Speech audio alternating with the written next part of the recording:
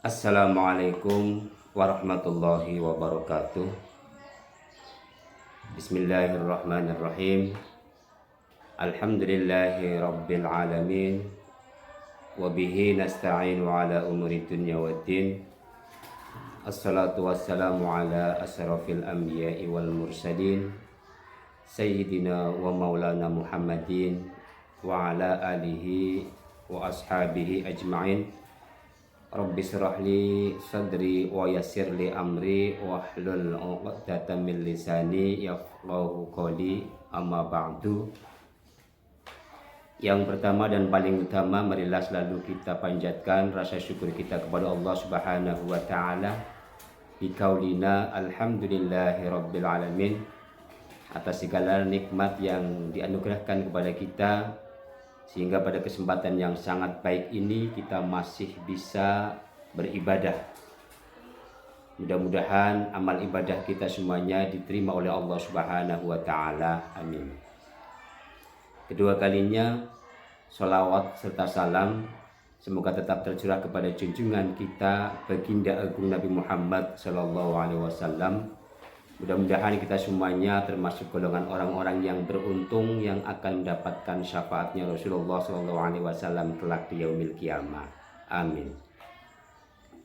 Bulan Ramadan adalah merupakan bulan berbagi.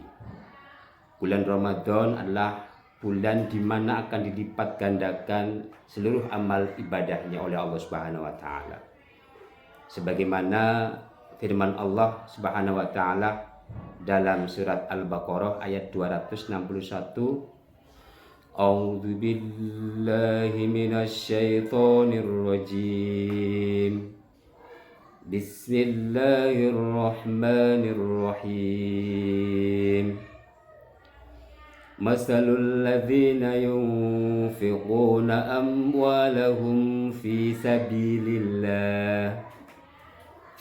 sabilillahi kamasali habbatin ambatat sab'a sanabila fi kulli sumbulatin mi'atu habbah wallahu yudha'ifu liman yasha' wallahu wasi'un alim.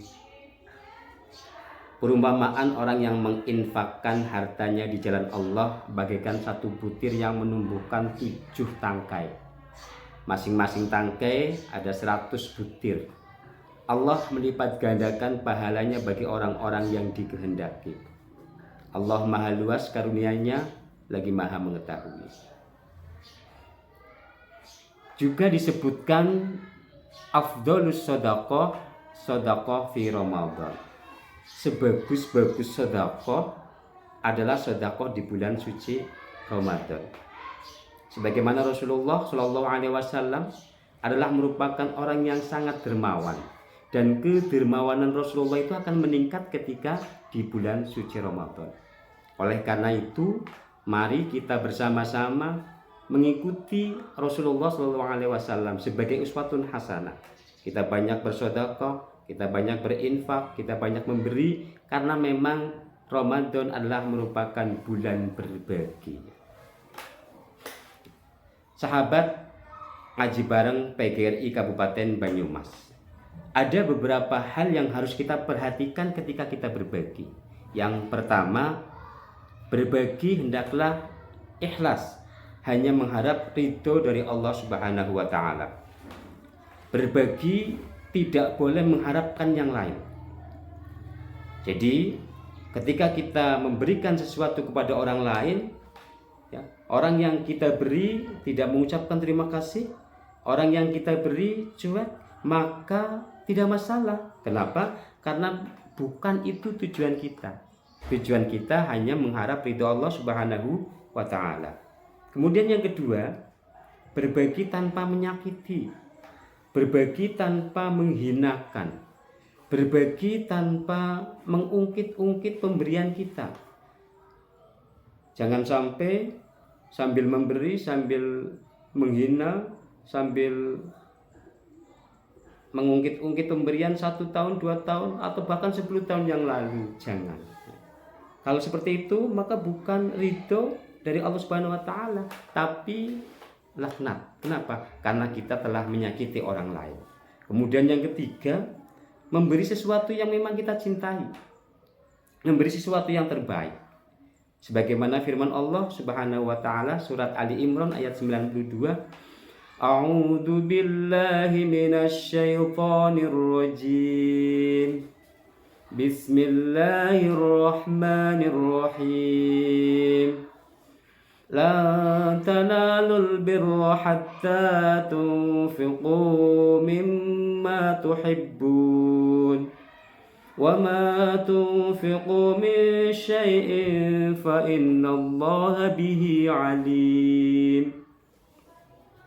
Engkau tidak akan mendapati kebajikan sehingga engkau menginfakkan sesuatu yang kau cintai. Apapun yang kau berikan, Allah Maha mengetahui. Jangan sampai kita memberi sesuatu yang kita sendiri sudah tidak mau menggunakannya. Kita sendiri sudah menganggap bahwa itu sudah tidak ada gunanya.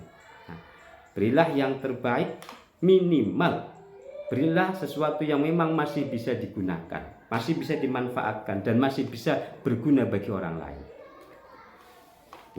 Berbicara masalah sedekah tidak hanya melulu tentang harta. Ada orang yang bisa bersedekah dengan tenaganya, bisa dengan membantu orang yang sedang membangun masjid, membantu orang yang sedang membangun musola, madrasah, pesantren, rumah tafid, rumah yatim piatu, atau bahkan hanya sekedar membantu membagi takjil di musola di masjid. Itu bisa menjadi sedekah bagi kita. Juga sedekah dengan cara amar ma'ruf nahi mungkar, mengajak orang untuk berbuat baik dan mencegah orang untuk tidak berbuat kemungkaran. Itu bisa menjadi sedekah bagi kita.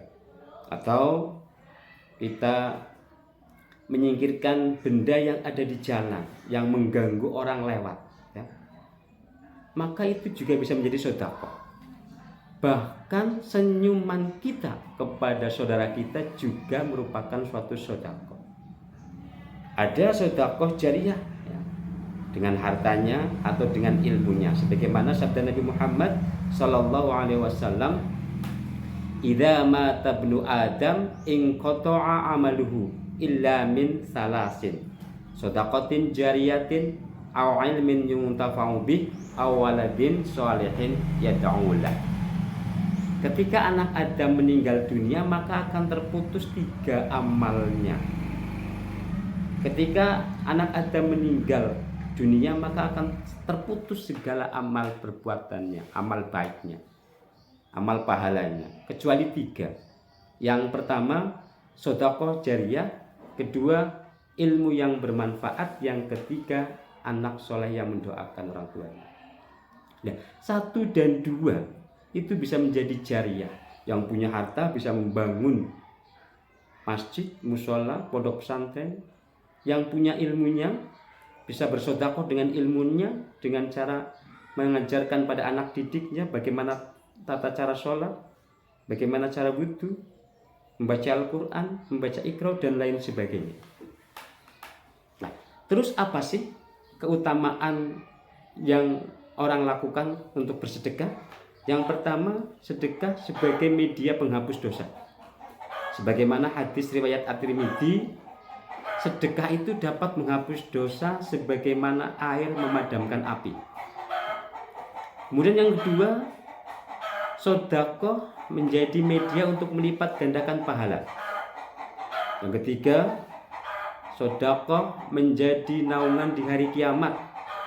Sebagaimana hadis riwayat Ahmad, naungan orang beriman di hari kiamat adalah sedekah. Kemudian yang keempat, sedekah dapat menjauhkan diri dari api neraka. Sedekah juga bisa melapangkan kuburnya, bisa membuat hidup lebih bahagia. Sedekah juga dapat memanjangkan usia dan menghindarkan kematian yang buruk. Sedekah juga menjadi obat bagi orang yang sakit. Sebagaimana hadis riwayat Abu Dawud, obatilah orang yang sakit dengan sedekah. dan masih banyak keutamaan-keutamaan sedekah. Oleh karena itu, mari di sisa waktu yang terakhir ini di bulan suci Ramadan di tahun ini, kita berbanyak sedekah kita. Mudah-mudahan Allah ridho dengan apa yang kita kerjakan. Terima kasih dari kami, cukup sekian. Mohon maaf atas segala kekurangan. Wallahul muwafiq ila aqwamit thoriq. Wassalamualaikum warahmatullahi wabarakatuh.